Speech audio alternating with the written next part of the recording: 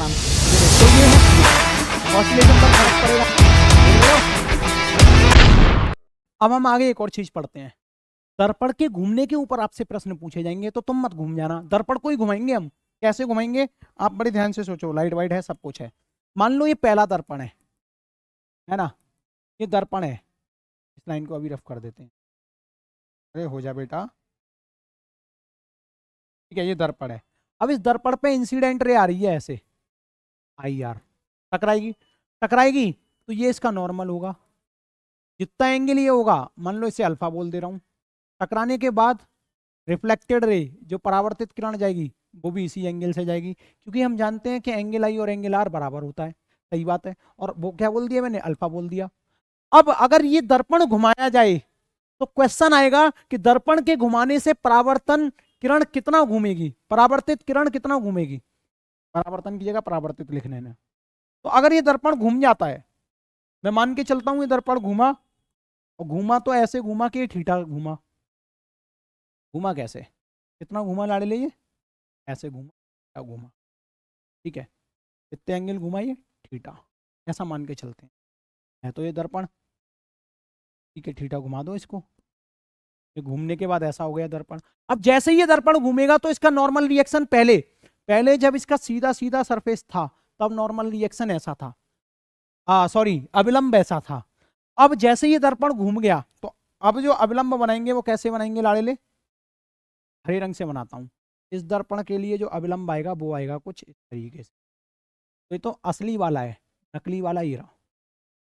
तो ये अगर थीटा घूमेगा तो ये भी कितना घूमेगा, थीटा घूमेगा, ये तो पता ही है।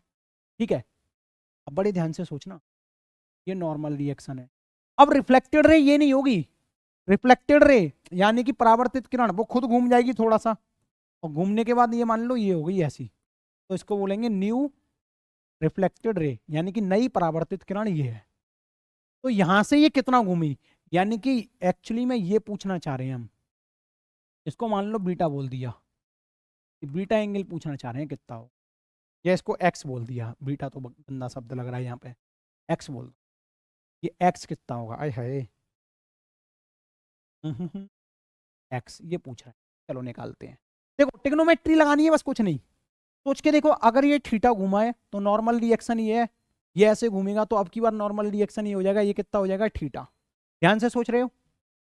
अब ये पूरा एंगल कितना था, ये वाला, इस रेज के बीच में और इस अल्फा, तो ये कितना हो जाएगा, अल्फा माइनस थीटा।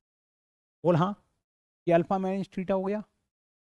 ठीक है, अब नए नॉर्मल रिएक्शन से जो एंगल आया ये अल्फा है, नए नॉर्मल रिएक्शन से जो इंसिडेंट रे का एंगल आएगा ये वाला, ये कितना हो जाएगा, ये अल्फा प्लस थीटा हो जाएगा। सही है कि नहीं है।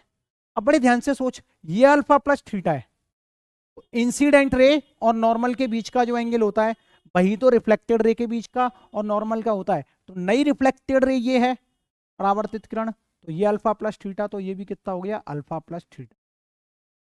ये अल्फा माइनस थीटा, ये अल्फा प्लस थीटा। ध्यान से सुनो, ध्यान से सुनो मैं क्या कह रहा हूं।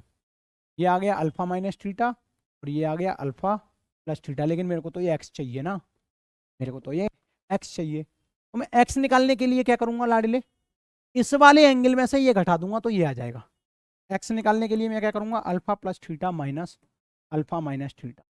सॉल्व करो, एक्स इक्वल टू आया alpha plus theta minus alpha minus minus plus theta, ये इससे मर गया। सर ये क्या अल्फा प्लस थीटा हो रहा है, आंसर आ गया एक्स इक्वल टू 2 थीटा। आपको माजरा समझ में आया तो भी बढ़िया, नहीं समझ में आया तो तेल लेने जान दो। आपको क्या फॉर्मूला याद करना है, अगर ये शीशा ऐसे घूम रहा है और घूम के यहाँ आ गया तो घूमेगा कैसे, एंटी क्लॉकवाइज, क्लॉकवाइज। जिस दिशा में शीशा घूम रहा है रिफ्लेक्टेड रे भी उसी दिशा में घूमेगी। अगर शीशा थीटा घूमेगा तो रिफ्लेक्टेड रे 2 थीटा घूमेगी, ये याद कर लो। ठीक है, तो परावर्तित किरण, ये याद कर लो, मत देखो डेरिवेशन, किरण 2 थीटा घूमेगी। ठीक है, और किधर घूमेगी, क्लॉकवाइज। जिस दिशा में मिरर घूमेगा उसी दिशा में ये घूमेगी, घड़ी की तरफ। ठीक है, घड़ी जिस दिशा में चलती है। परावर्तित किरण कितना घूमेगी, 2 थीटा, याद कर लो, इस पे क्वेश्चंस बनते हैं। तो ये है ऑसिलेशन पर फर्क पड़ेगा।